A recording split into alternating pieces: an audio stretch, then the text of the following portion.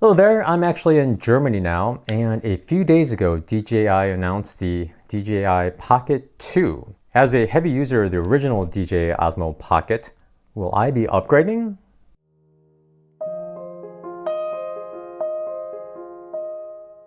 When the DJI Osmo Pocket was announced back in late 2018, you would not believe how excited I was. In 2018, I thru-hiked the Pacific Crest Trail and I used the Sony RX100 Mark IV, but I was never happy with how shaky the video was, especially if I was filming while walking. And during a thru-hike, you're walking a lot and it's just easier to film while you're walking.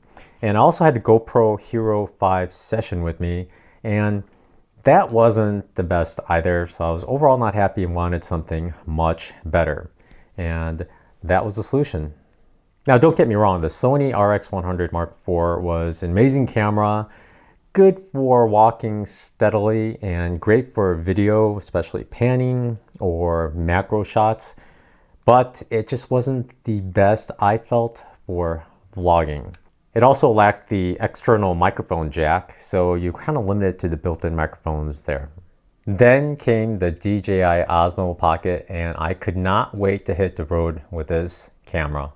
It has been my go-to camera for almost 2 years now. And it has been all over the United States, Germany, Poland, Czech Republic, all over Croatia for 2.5 months, and now back in Germany.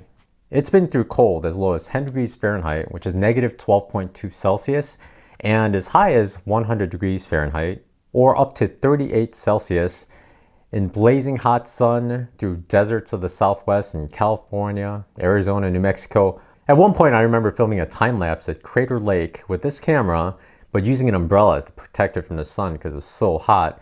And even the times I didn't have it in the sun, didn't overheat, never caused me any problems. It's been to the top of Mount Whitney in 2019 at 14,500 feet or 4,400 meters, and it's performed just fine. So overall, I have vlogged for 2 years with this camera more than any other camera in sheer time or sheer data. So I like to discuss what I thought of this camera, what I think of this camera, and what I think of the new DJI Pocket 2 that has just been announced, and whether I'll be upgrading to it or not. One of the biggest cons for this camera after it was released was none of the accessories were available. In fact, it got to a point where months later, another accessory became available, the official DJI holder, which I don't even have with me here. But that shipped only from China with a $15 shipping fee. And then months later, the wireless module came out, shipping only from China, with another $15 shipping fee. And then the microphone module came out, shipping only from China, with another $15 shipping fee. Now, if they were all released at the same time, maybe you can get them all with one $15 shipping fee, but that didn't work out. And that made it so overall cost of this camera became a lot more. Eventually, there were other third-party accessories for holders, but the microphone jack, there was a variety of options on Amazon, but from what I read, none of them actually worked, so a lot of people lost out money or had to fight for refunds. So if everything came out at once, it would have been a much better experience, but it did not. It looks like the DJI Pocket 2 comes with a creator combo, which costs about $500 altogether. And it comes with everything else with a slew of other accessories I'd like to discuss later. But that, I wish, was the way they released the first one with all the accessories instead of taking a year to release them all. So good on them, although they shouldn't have done that in the first place. Now, since it first came out, there were complaints about the focus. And the focus would all like kick in and out. You can see kind of people shutter, blur, sharpen, blur, sharpen. And it's called focus hunting. And it used to do that a lot. And each firmware, it seemed to improve it a little. And they kept saying, oh yeah, it'll improve with another firmware update. And there has not been a firmware update recently in a while now, and there's still some issue. Like a lot of times I've been trying to film myself in the car, and it has face track, and I see it face tracking me, but for some reason it'll be focused on things in the background, and I know I didn't keep it at the minimal distance, so it should have been focusing my face, but it doesn't do that all the time. So it's still kind of weird. And from other reviews I've seen of the DJI Pocket 2, it seems to still have some issue, and they're also saying it'll be fixed in a future firmware update. But will it? Because that seems to be the thing they say quite often. If there's a complaint, yeah, they'll fix it in a future firmware update and it'll get better, but will they actually fix it? We'll just have to see. For those that don't know, the DJI Osmo Pocket is a gimbal stabilized camera in a little form factor with a little 1/2.3-inch sensor. And let's turn it on. And there it goes. And this basically stabilizes against all this kind of motion. It doesn't stabilize against this when you're walking, but it does an extremely good job stabilizing video. And when you pan, it actually delays, but so it can pan slower to keep it steady. If you do it fast, it'll go fast, but overall it smooths it out, so it's really excellent. Really helps with this kind of thing, especially when you're running. It does a great job stabilizing. The other problem though is when you're aiming the actual camera at something, you feel like you're holding it and aiming it at something. Every once in a while I find the lens will be pointed the wrong direction, and if it's too bright and you can't see the screen, you might not be recording what you think. You have to really keep an eye on the screen so you can see where it's going. Otherwise you kind of lose track of where it's actually pointing. I've done that several times where it's pointing off to the side for some reason, and I'm way over here and it doesn't quite catch up, and I kind of miss out on a subject. The gimbal is great for stabilizing, but sometimes I wish for a camera that actually records what you're pointing at, not motorized and it just kind of goes off. Maybe something a little better face tracking. I hear Active Track 3.0 is in the new version, and the tracking should be a lot better, but I have not seen the reviews of people using it thoroughly yet. One of the biggest issues I had with this camera is battery life. Of course, this has a built-in battery, and the new one also has a built-in battery. And the problem is, one time in Yellowstone when it was 10 degrees, very windy, the camera was full in the morning, but within about 15 minutes, it was down to like 10%, mostly because I had it on a long selfie stick, so I didn't have it in my hand to keep it warm. So the wind was blowing at it and it just froze it, and I had to run back to the car because it was so cold. And then charging it actually doesn't work well when it's already cold, because batteries just don't charge well when it's cold. You have to warm it up. So unfortunately I had to hold it for a while, try to warm it up as best I could, and it still didn't get a good enough charge. So when I went back out, I actually had to use a power bank and try to keep it charged while I was filming, but that limits your range of motion with the little cable running off at all time. And if you're charging, you can't use a external microphone, so you get the wind and everything else, because the built-in microphone on this is not the best at cutting wind. And in fact, if you turn on wind reduction, I think it makes your audio really tinny, so I actually just leave it off altogether. The Pocket 2 has 4 microphones all over, so it can actually record in stereo, but nobody has done any really good wind tests yet. There's one channel I saw a review and he kind of did it, but just walking isn't wind. You need some good gusts to get a real idea of how it'll perform outdoors on the top of a mountain or something like that. And that's the biggest catch as well. It's supposedly has a 140-minute record life at 1080p and 24 frames per second. So if you record at any other, say 4K or 30 frames per second, you're gonna have reduced battery time. But if you record throughout the day in one day and you wanna make a vlogging video for that day, you're gonna quickly run out of power in just one day, because of course you're not recording the entire time it's on. And also if you plug in an external microphone, it drains the battery quicker. So it would be nice to have a replaceable battery so you can pop one out and put a new one in. The biggest advantage of that, I think, is in extreme temperatures, you could take one out and put it in your coat so it warms up. Because believe it or not, if you were in extreme cold and your battery is showing almost out, if you warm it up again and you put it back in, it'll actually show a higher level. It's just the chemistry, it just can't tolerate the super cold. So it would be nice to be able to keep that warm and put it in, but as it is, it's not the best for extreme cold. I know not everyone's going to be out there in extreme cold, but it just not for that purpose. Now the DJI Pocket 2 is currently showing on Amazon for $350 or $500 for the combo, which is a creator combo, which is a huge markup, but it has the wireless microphone, which is actually quite nice, but you actually have to use this adapter base on it as well. It's nice because it has a speaker, so you can actually hear what you've recorded. If you're curious how it is, I actually had a whole bunch of footage just be useless because I had this lavalier microphone where the cable was starting to die. And I was talking and talking and talking, and all it was is just and that was all gone because on the DJI camera itself, there's no microphone or there's no speaker, so you can't hear what you've recorded.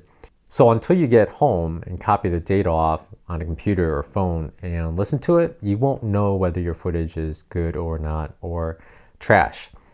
And unfortunately, lavalier mics, I'm trying to find a great quality one that can hold up to the abuse of constant tugging or dropping a little, but time is yet to tell whether I have found one that's really good. And this one seems okay. So on the original Osmo Pocket, this is an audio adapter for it. USB Type-C just plugs into here. And then you actually have a little port, 3.5 millimeter port, so you can plug in anything you want. But of course, that makes it stick out a lot longer. And once you do this, you can no longer put it in its case very well. I actually thought about dremeling out this part right here so I can plop it in and keep it all connected. Otherwise, you have to constantly pull out the camera, plug it in, and go. So it's kind of hassle. It's nice on the Pocket 2, it comes with the all-in-one handle. It actually has a microphone in as well as a headphone jack and a speaker and a wireless module all in one. It's $150 for all that, plus a little tripod, plus the wireless microphone. And wireless microphone seems like a pretty good idea. You don't need an extra microphone for it. You can just clip on it. It comes with a little wind muff, but you can also plug in an external microphone to it and run a lav mic if you like. So that seems like a really good idea. I'm kind of jealous that that's there and I don't have it, so I kind of wanted to get the Pocket 2 because of that. But at the same time, you also have to keep that thing charged. So pros and cons to everything. Now, when you turn this camera off, it does this. And the camera is on the outside. The new camera actually faces the camera on the inside, so the lens is protected. Now, because it's on the outside, you'll notice it's not the best looking of cameras. I generally keep an ND filter on here and it scratches outside, doesn't affect the performance of the camera itself. But the newer one will keep it on the inside, so that would be really nice. And I wish they did it to this one. The only catch is you probably can't keep an ND filter on there. But I saw one reviewer, if he kept a wide angle lens adapter, it turned the camera facing out. So I guess it's the same if you keep an adapter on there. But that's one good thing about the new one is it keeps the camera lens itself protected. The case for the old one is pretty nice and the new one seems similar. The one thing bad is this part here is wide exposed and you can see a little chip up there where I dropped this and it of course hit a rock. It doesn't stick out, it's a little sunken in, so it protects it a little, but when you hit something irregular shaped, of course it'll chip, and a few good whacks of that and you can break the gimbal portion and the whole camera would no longer be as good. Yeah, anytime it's windy, the microphones pick up a lot of wind and it's pretty unusable when it's windy, so you have to use a microphone adapter with an external microphone or some other means of recording it. So it's nice that the second camera actually comes with everything if you get the creator combo. Another improvement they made on the Pocket 2 over the Osmo Pocket is the angle of view is much wider. A lot of people complain about this one. I believe people were saying it was 28 millimeter equivalent, but now it's what, like 18 or something. So when you hold it out with this camera, you see more of your face and you see some background. But with the newer version, you could see a little more of the background because it's kind of wider field of view. And they saw another lens add-on for it, which makes it even wider. So that makes it better for vlogging than this. And they also improved the sensor, so you were able to zoom in 4 times on 1080p. So although it's wider, with the zoom in, you can actually zoom in a little more than this can at 1080p anyway. So you can kind of see things further away. So you kind of get the best of both worlds in the new version compare to this. With the GoPro, you change your width of view. I don't know what the new ones are called, but it's like super wide, wide, linear, medium, all that stuff. So you can kind of control how much you show. And it's always nice when you're doing a backpacking, hiking vlog. Like my Sony had a really narrow field of view, but if you can show more of the background and just kind of have view, I think it looks a lot nicer. Unless you're really attractive and you can just kind of show yourself, then that works out better for you. But I think it just works better to show more of everything else. Now, will I be upgrading? Well, this camera still works. It works well enough. The new camera is $350, but I would say if you're going to get it, you may as well get the Creator Combo because it'll probably cost almost as much just to get the additional parts, like the all-in-one base and the wireless microphone and the tripod, the little tripod. But the thing is, it's nice, but there are many things I've worried about this camera for the entire 2 years. For one, because it's motorized, I was always afraid dust would get into it, so I've been treating it really carefully. And if you drop it, it's pretty much going to get broken if you drop it. Now my GoPro 5 Session that I have, I've dropped it and I've stepped on it and it's still functioning just fine. I'm sure the GoPro Hero 9 is not as durable because of the screens, but I know it's much more durable than this. And if I was going to go on another thru hike, I would probably not go with this camera just because there's so much that can go wrong. And if it rains, you really can't use this at all unless you have an umbrella, which I will. But with the GoPro, you can actually take it out when it's raining and it's not much to worry about. And you can actually go in the water with it. And the stabilization on the GoPro 9 these days, as well as the 8, but the 9 even more so now, is so much better than it used to be that I think it's only a little less better than a gimbal stabilized camera. The only features I would miss with the Osmo Pocket is having the camera automatically track with the active track system. It's nice when you're doing a hyperlapse to point at something and then just lock it in and just walk and concentrate on your walking, and then you kind of leans up into it and it records it really well. The GoPro won't have that, so I'll miss that.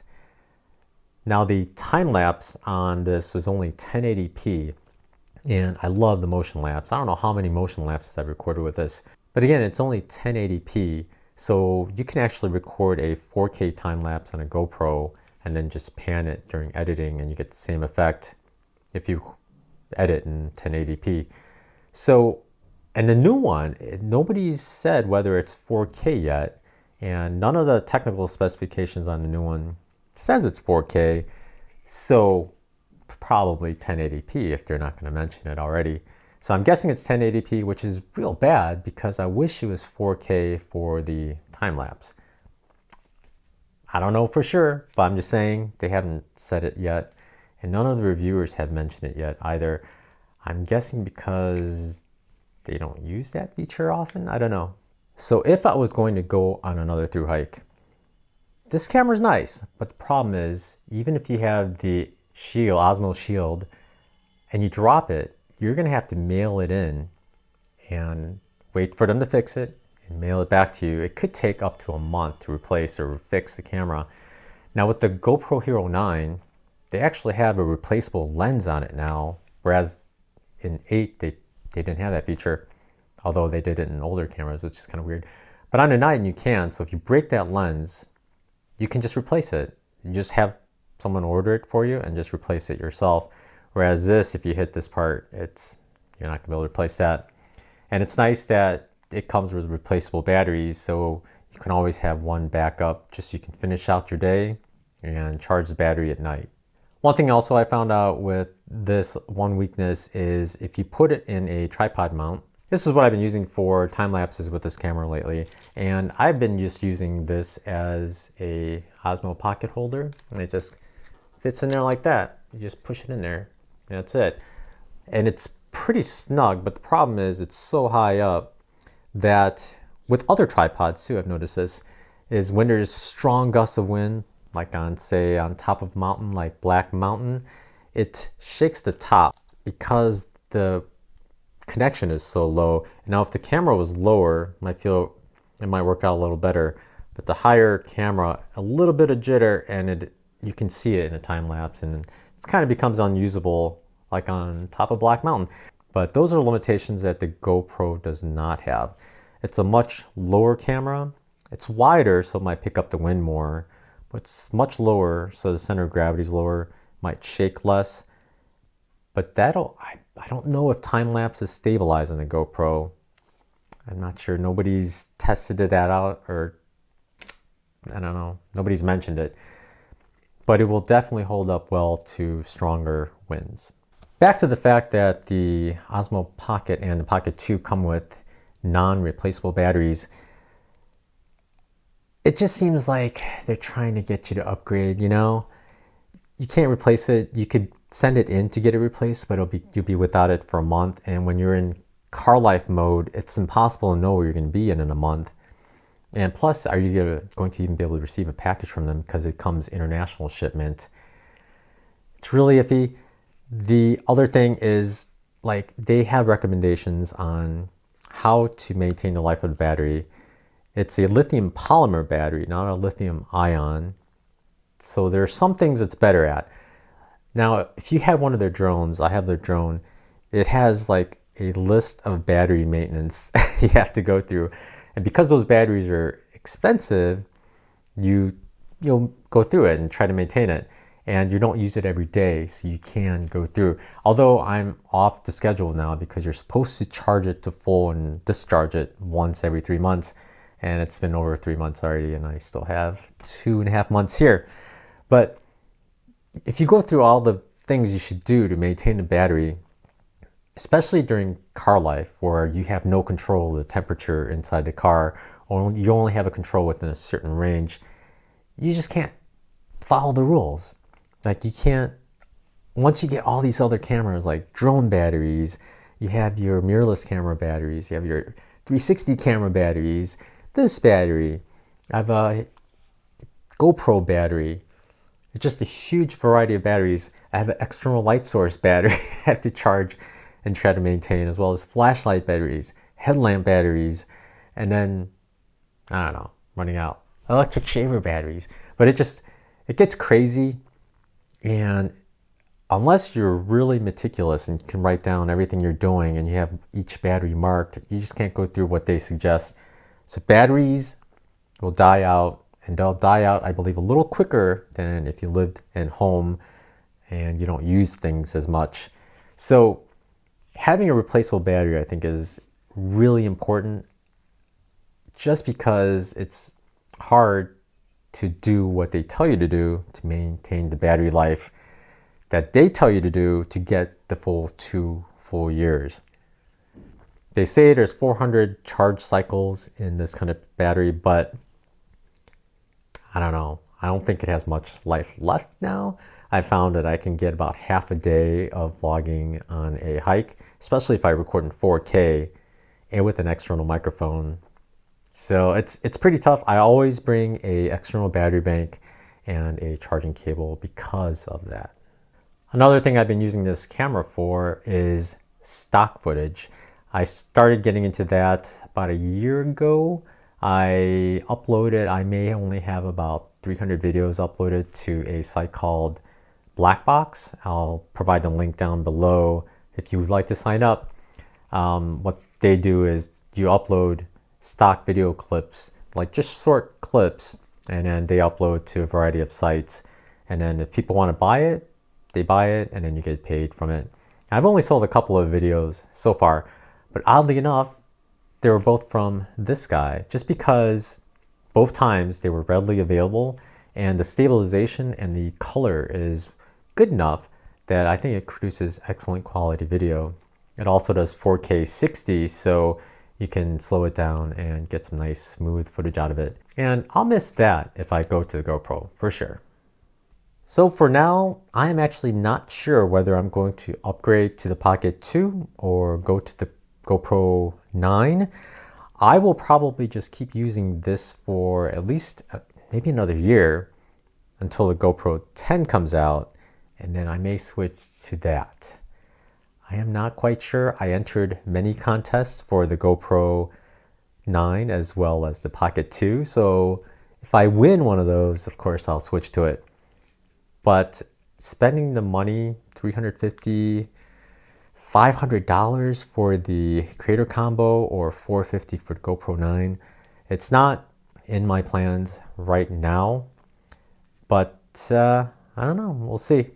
So right now, YouTube has a ton of videos going over the Pocket 2, and what happens is DJI has all these YouTube channels that have a lot of subscribers, and they send them the product to make reviews before they announce it. So as soon as its announcement comes out, they can go over the reviews of the cameras. The problem is, I think, is all these channels, they are using different cameras constantly.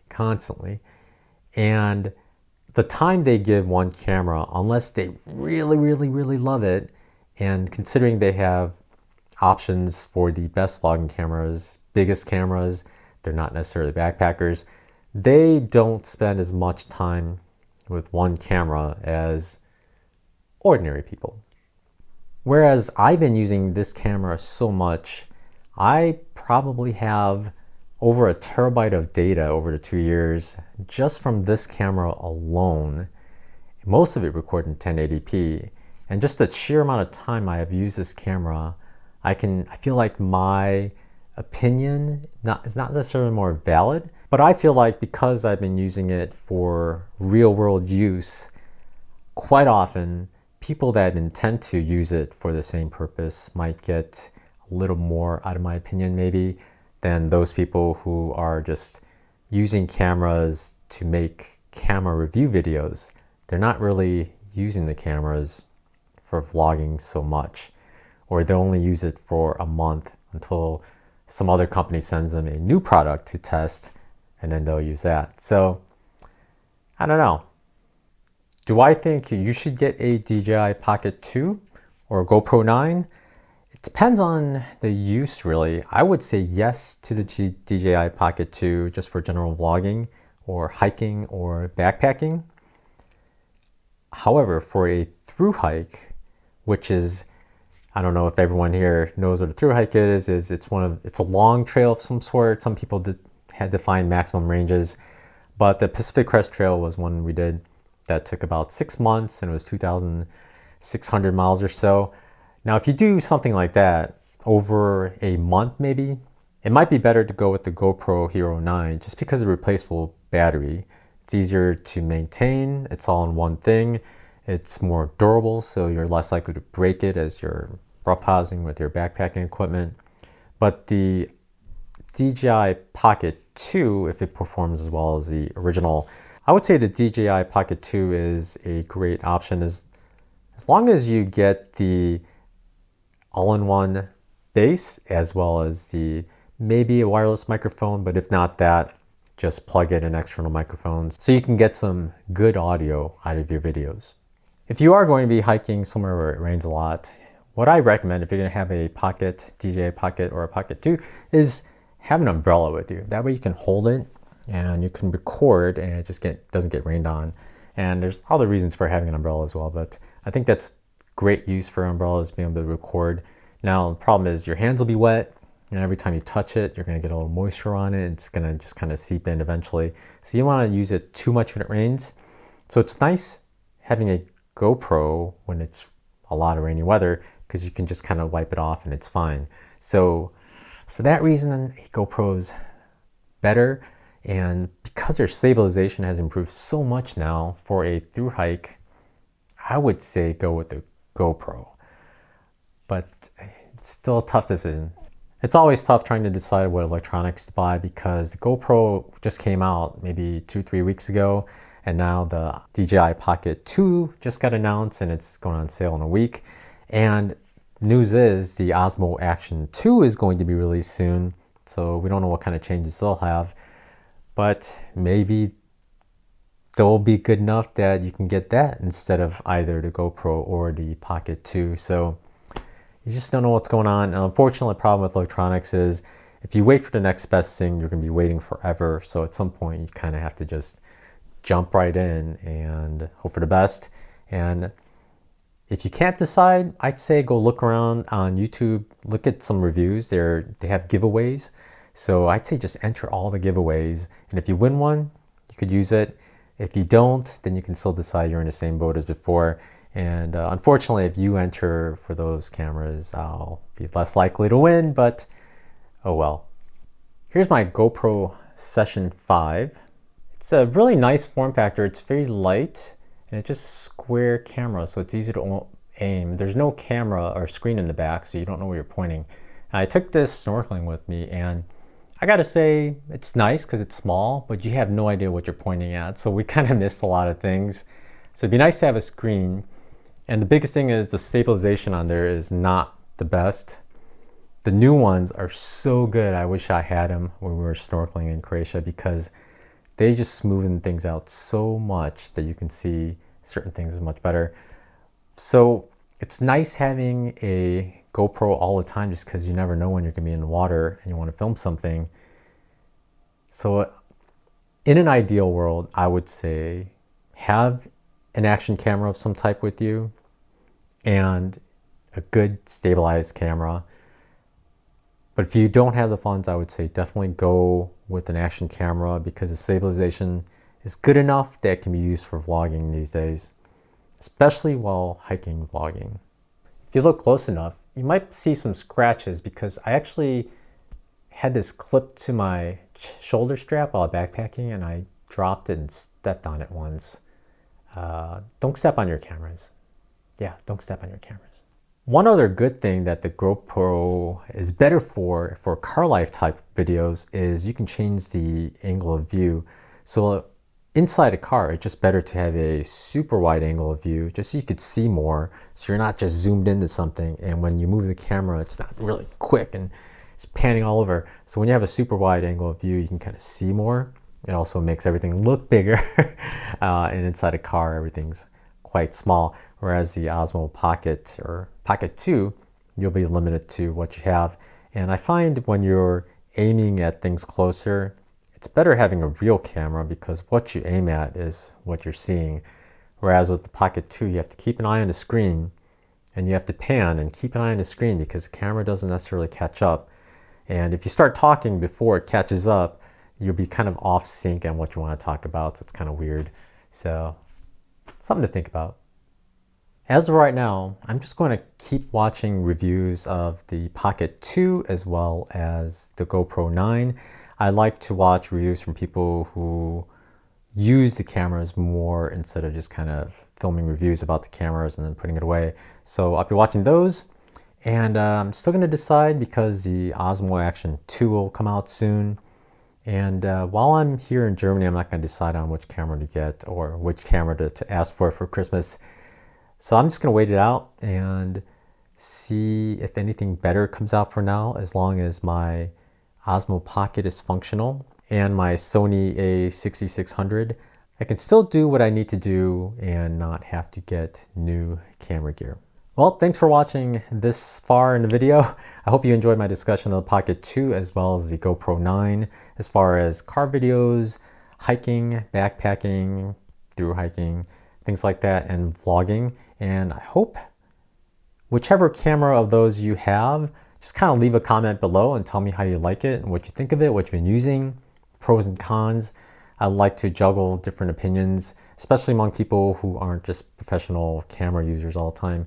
And for now, I'm actually working on a lot of the videos I recorded in Croatia, so I'll be releasing those as they come out. I'm a little behind on that because we've just been traveling so much, but I'll record some videos here in Germany as well.